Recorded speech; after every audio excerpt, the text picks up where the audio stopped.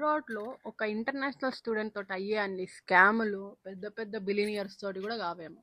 ఎందుకో నేను చెప్తాను, నాతోటి అయినాయి మస్తు స్కామ్లు అయినాయి. అందులో నాకు అనిపించింది అంటే ఇదే పెద్ద స్కామ్ అని అనిపించింది. ఇది బయట కూడా చేయడు, నీ పక్కన ఉన్నోడే చేస్తాడు.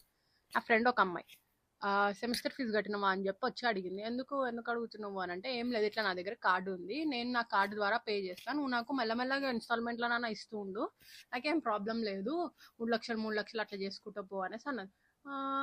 అనుకున్నా, కానీ నాకు అప్పుడు గుర్తుకొచ్చింది ఏంటంటే, నేను ఆల్రెడీ నా సెమిస్టర్ ఫీజు కట్టేసిన.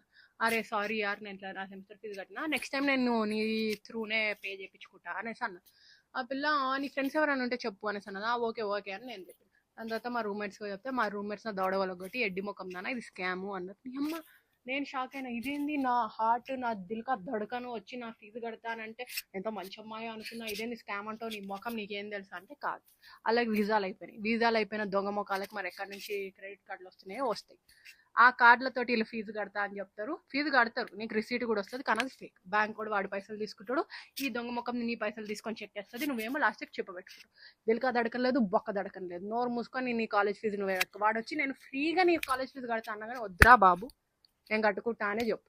ఎవ్వడికి నీ కాలేజ్ విషయాలు కానీ, ఫీజు విషయాలు కానీ, బ్యాంక్ విషయాలు కానీ చెప్పకు, లేదా చిప్ప తీసుకో అంతే.